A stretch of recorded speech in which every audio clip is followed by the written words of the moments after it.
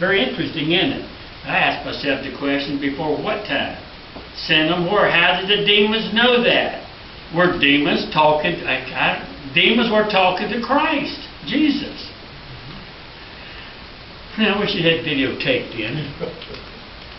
They didn't want to go to the place that they felt that God was going to send these demons. Please don't send us there. It must be very dreadful fate, by the way, for the fallen angels to go there, because they would be unable to move. They would be incarcerated. They would be captive. They cannot ply their wicked trade around the earth and the universe. They cannot fight the holy angels. I mean, there's no more Star Wars. You know, Darth Vader, he's a demon incarcerated. He couldn't be doing anything. They cannot make an effort to thwart the purpose of God. They hate. So they said, don't send us to the abyss. And let me give you the Greek word.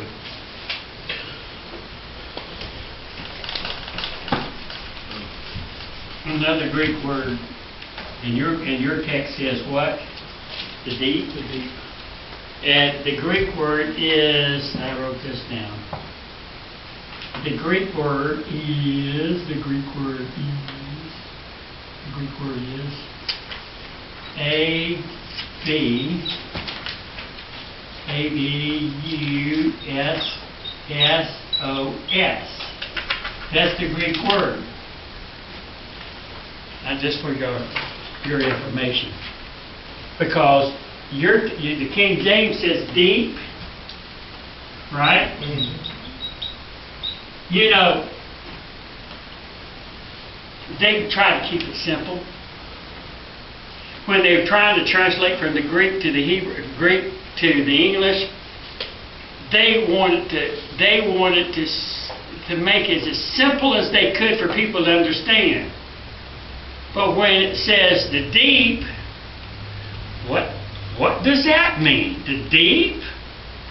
And you really don't get the understanding, do you? The deep what? So the Greek word deep is another word is for the abyss. And so the definition of the word is bottomless. Bottomless. Deep would be deep. I guess you could bottom,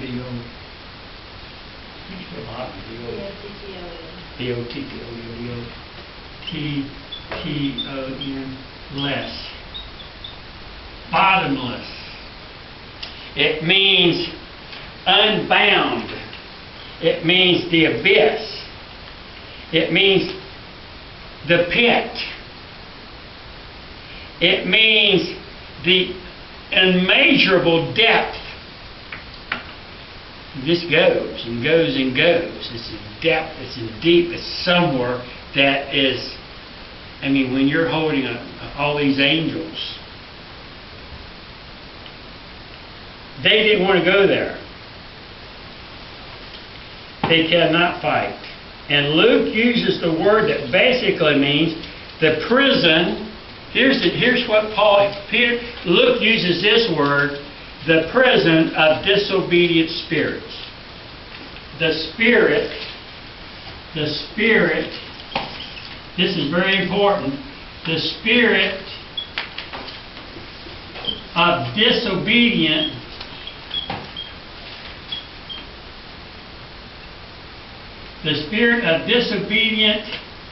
demons.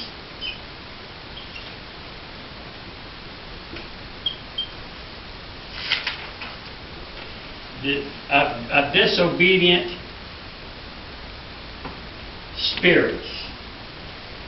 Disobedient spirits.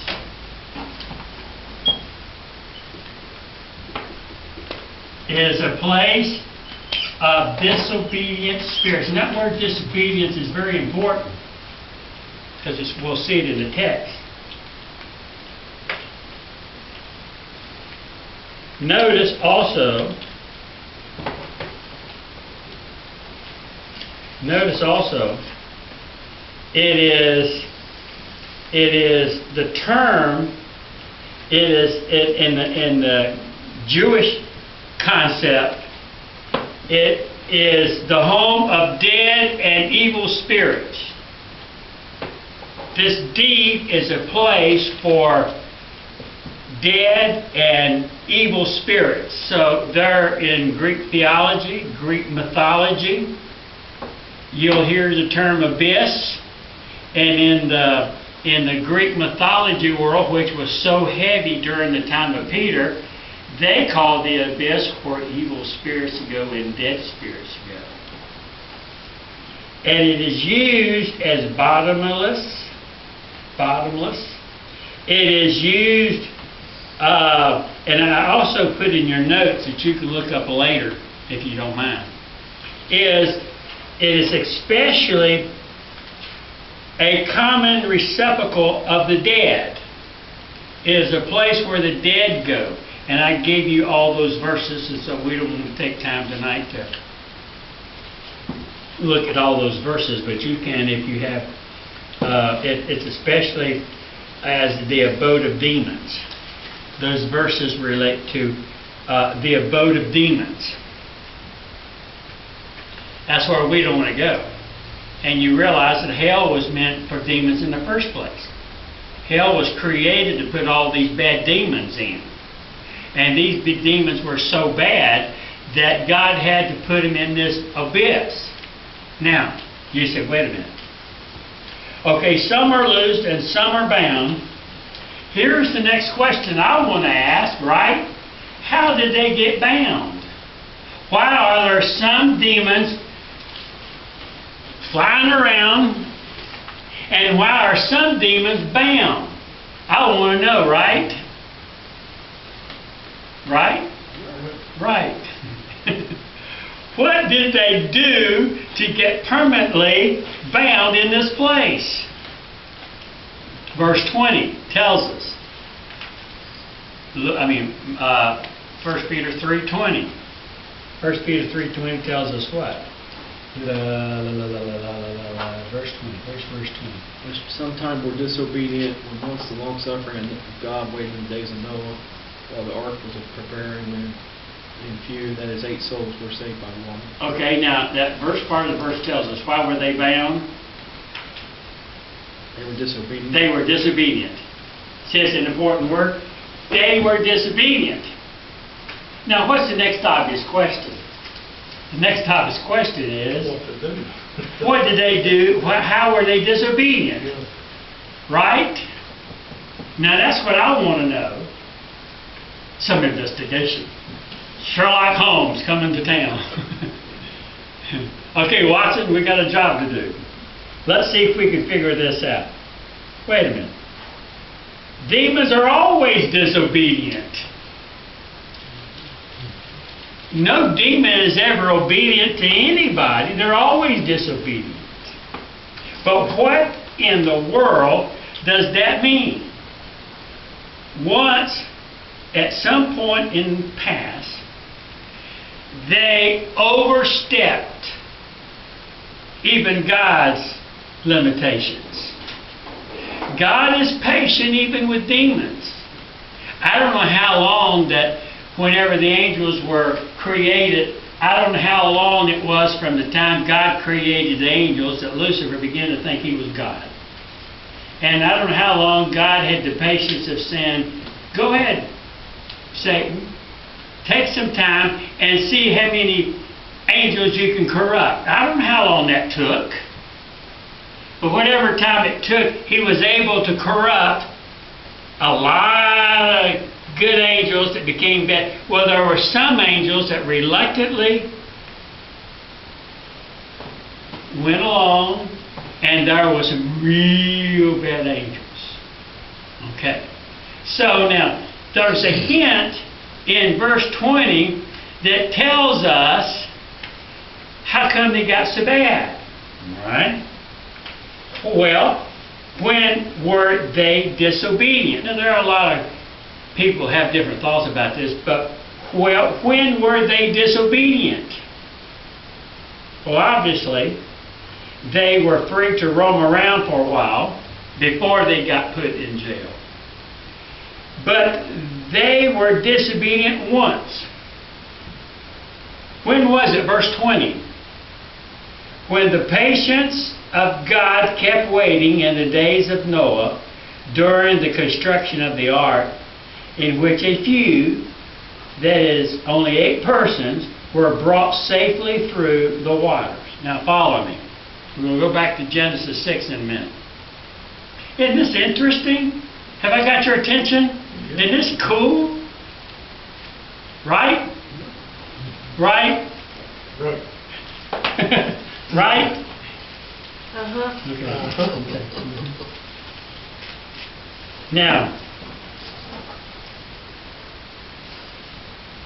Now, we know then it was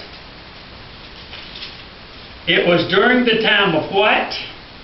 They became disobedient and went over bounds. In what time? The verse tells us. What verse was it? It says, now what, he just read it. It was during the time of whom? Noah. Noah. Huh. Okay, so do we have any record of what happened during the time of Noah that gives us an idea what the demons did? This is very close. This is very important. So there is a prison filled with bound demons who had been there since the time of Noah, and they were sent there because they overstepped the bounds, even the bound of God had established on their own wickedness. You see, God is not going to let a demon do just anything he wants to do. God has given the devil a limit to what he can do. Remember Job? Didn't God say Satan said to Job, I bet you that I can get him to turn against you. The devil says, God, I bet you that I can do enough to Job that he'll turn against you. And God said, you can do anything to him, but, what was the but? Satan could do everything to Job to try to convince him to turn against God, but He can't take his life. he couldn't take his life.